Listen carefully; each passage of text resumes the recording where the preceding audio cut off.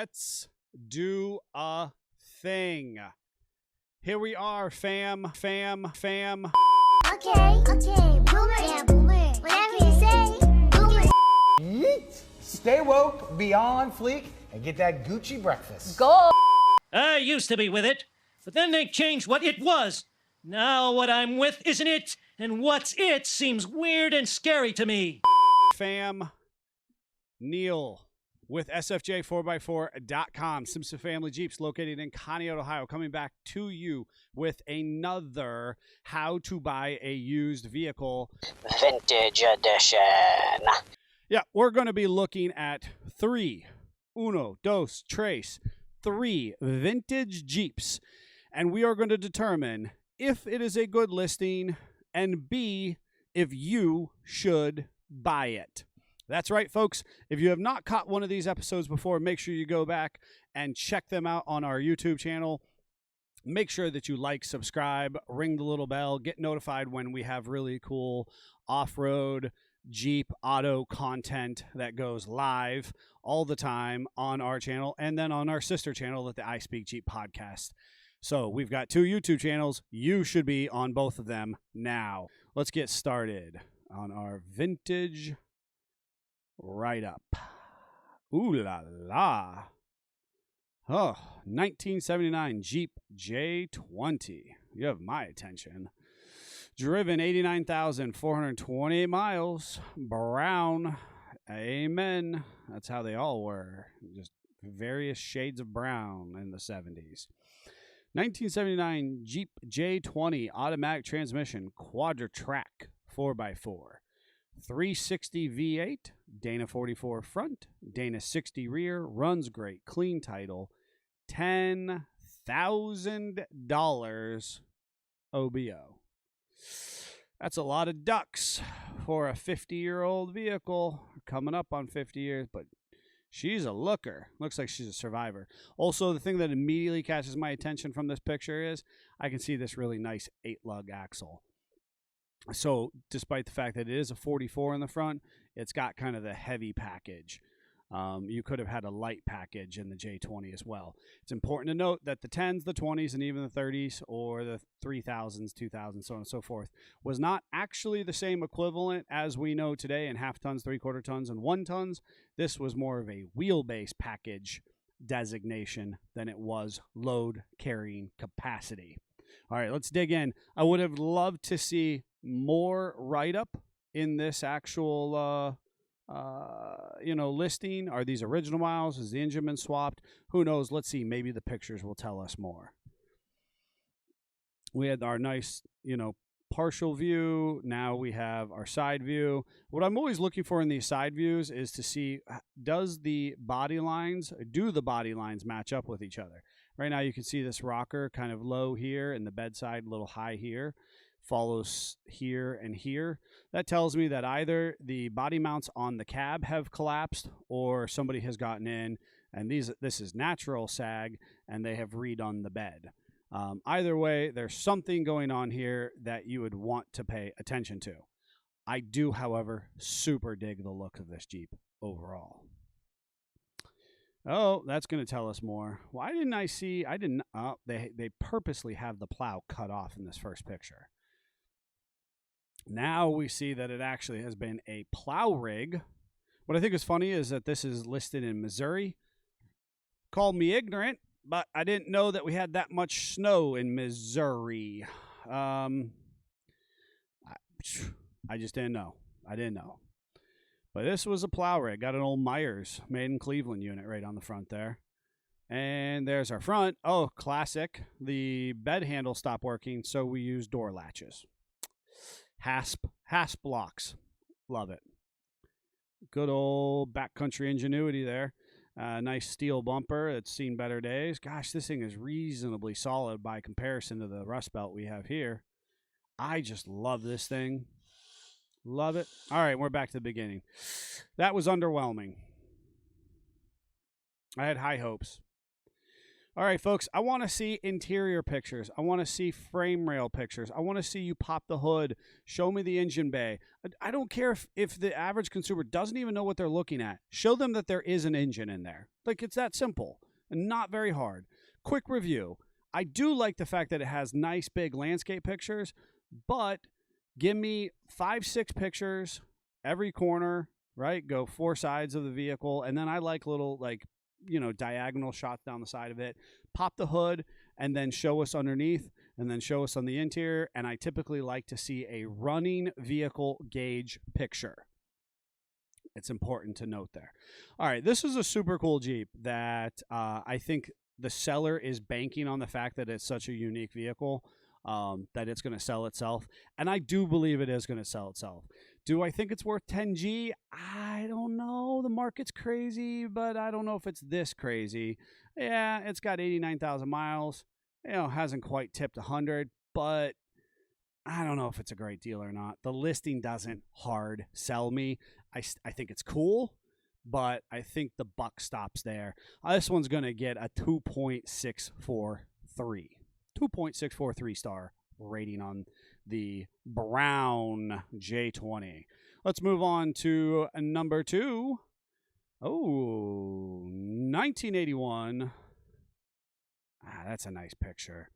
1981 Jeep Cherokee Chief Laredo.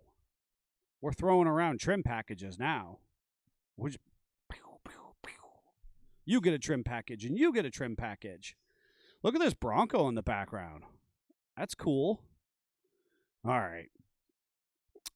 Newberry, South Carolina. Driven 120,566 auto transmission. 1981 Jeep Cherokee Chief Laredo. 360 V8 auto trans, 208 transfer case. Dana 44 in the front, Model 20 wide tracks, because it's a Chief. 331 gear ratios, lock right front limited slip. That means it's got a lunchbox locker. 33-inch Toyo Open Country MTs. Love them. Great tire. Power steering, power brakes, power locks, power windows, heat, and working AC. Extremely reliable and dependable driver condition. $12,000. The big ducks. 12,000 of them. Or best offer, will trade up or down. No boats, no motorcycles, only older four-wheel drive vehicles. Here's the thing, folks. If you're going to trade, and I know a lot of people like the idea of it, I love this. Don't just get real ambiguous and be like, yeah, open to trades. No, tell people, right? Because let's not waste time. Let's not beat around the bush. No boats, no motorcycles. Cool. And only older four-wheel drive vehicles. That seems really legit to me. He doesn't want bang bangs. He doesn't want a trip to Punta Cana. He wants older four-wheel drive vehicles, and he says it right in there. And he's also willing to trade up or down. Seems really reasonable to me. I love it. I got to tell you, I'm blown away. I love this factory grill guard that's on the front of it. I like this 3/4. I call these a 3/4 picture. I don't know if that's actually the right term or not, but it gives me this kind of panel look, and I get to see across the front of the Jeep. See, it's got a little bit of trail scar here on the side. She lived a good life so far, and I like the fact that it's a very loaded vehicle. Is it worth $12,000 of your hard-earned dollars? Well, it's got north of the Mason-Dixon rust that we would expect. Here in the fender, all in here is going to be completely gone. In fact, I would say there's probably body filler back there. I'm willing to bet that this was actually red or orange at one time. I could be wrong, but I think that that's the case. I love the new rubber. Don't have to worry about that. Great quality stuff. Got the factory lockouts. Wheels look nice. It's a cool Jeep. Here we go over. We have another kind of a 3/4 profile. So we have a little bit of the side, a little bit of the front. Again, it just looks cool. A little bit of a dark issue here, right? You see where this shadowing right here? This means we're not getting a full exposure of light on this side of the vehicle. I like pictures to be taken during bright daylight, and I can see that that's what they're doing here. But the way that the sun was positioned, it actually shadows out much of this picture. So, it becomes pretty transactional. The picture doesn't tell me as much as it could or should. And that's the same picture I already saw. Ish. Maybe it's a little different.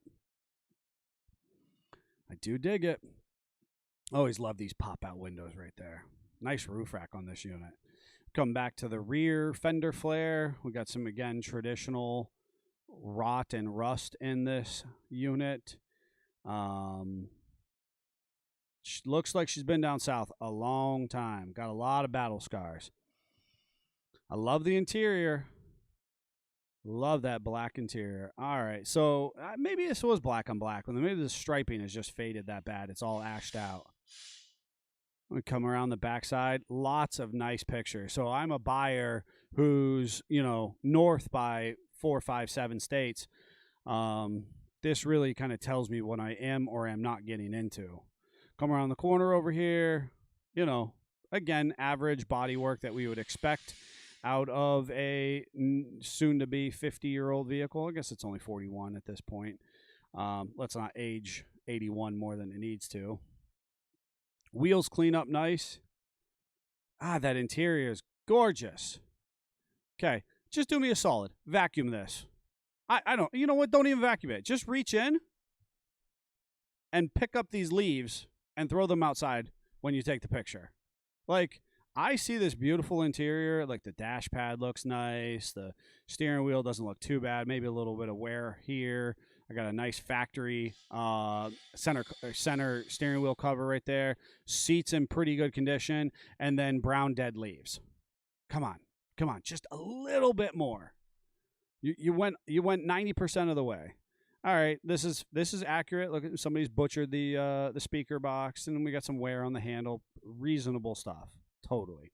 I love the gauge cluster picture. I can't tell. I believe the Jeep is on. If we look at our gas gauge and our temp gauge here, obviously we don't have a tach that's inherently visible, but I think the Jeep's running. So again, that's what I want to see. Here's our cruise options. This is a very buildable Jeep. I like it. God, I love the interior. I'm just hung up on it. Dash looks nice. Good. Well, expect something coming out of the south. And there's my under the hood shot. All right, so we've got, see this right here? Nope. All of this right here and all of the battery. At some point in time, this overheated. Now, I think probably something pretty simple happened, but it's definitely something to look for. This is all coolant that has exploded out of the radiator onto the battery, onto the shroud.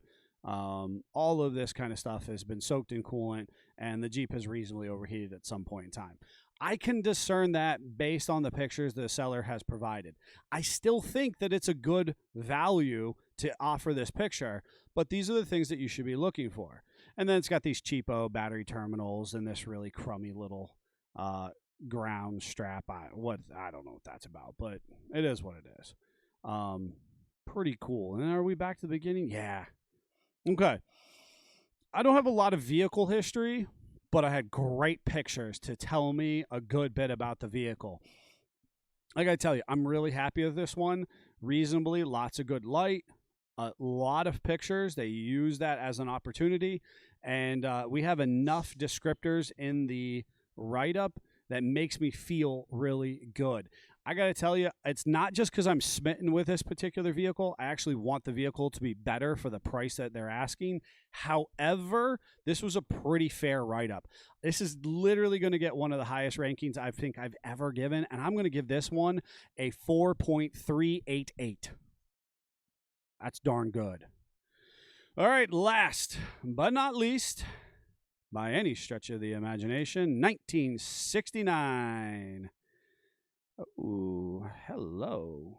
Oh, we have documentation. I love it. Let's start with that picture. I'm not sure what they intended their first picture to be. 1969 Jeep.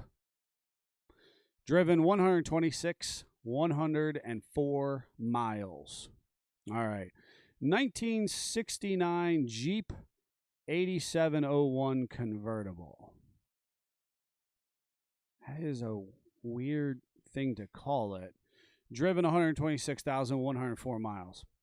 This rare 1969 Jeepster will be going up for auction at Tumbleson Auction Company in Princeton, Illinois on October 29th or 30th, 2022, starting at 10 a.m. 69 Jeepster model 8701. They only made 136 of these in 1969. Folks, we're going to learn me something new today because I am not familiar with model 8701. Interesting. They only made 136 of these in 1969. It has an odd-fire V6 engine, four-wheel drive, power convertible top, Continental kit spare tire, deluxe interior. This is four-wheel drive, power convertible top. These are some heck of a good packages. All right, it is yellow and white with a black top, has all the hubcaps, and as far as I can tell, everything that makes it an 8701 is there, including the roll-up windows behind the driver's seat. I mean, this thing is loaded. This is a Cadillac of its time. This is a true 8701 that needs TLC to bring it back to its former glory. Motor and drivetrain are solid, lost spark, and does not run at the present time. Has normal Midwestern Illinois rust in frame, body, tub, and gas tank. Wah, wah, wah. The 1969 Jeepster will be available for viewing October 2nd until the auction. Gives the auction information, sends us over to a website. Bids can be placed in the following manners. And looks like you can even bid, and you don't even have to be there. Good information in the write-up. Good information. Now, I got to be honest with you. I love Jeeps, and really all Jeeps, especially vintage Jeeps. I don't know anything about an 8701, and I'd love to know more. So I feel like in this write-up, if this thing is really going to command a premium price for being a really unique, optioned out Jeepster, give me a list to what an 8701 is. I don't care if it's a forum, some old literature. Send me somewhere that tells me more about that. Otherwise, nice write-up. And we're going to move on to our other three-quarter picture. Front end looks pretty good. Body actually above average. You can tell this thing's been inside somewhere. Look at that full-size spare. Might as well be, Cadillac or a Lincoln. Oh, my gosh. Look at the interior. God, is that just cool? I want to know how that power top works. So we've got a nice interior shot. Lets me know kind of the condition of the seats. I want to see down in here a little bit. I'm sure that it's perfectly fine, but the picture, leaves some to be desired there. Obviously, I'd love to see what's going on in here. We have some auxiliary gauges. Are those factory? I don't know. And then, are we going to get a nice gauge shot of the actual cluster itself? Rear seat looks appropriate. This is just cool on the inside. Warranty service, Jeep quality maintenance plan. Crazy. Look at that. At 7,000 miles, the stuff that it was done. Cool. Cool history. And a nice shot from the rear. And we're back to the beginning. Okay, I would love to know more. Just without question, this thing seems really cool.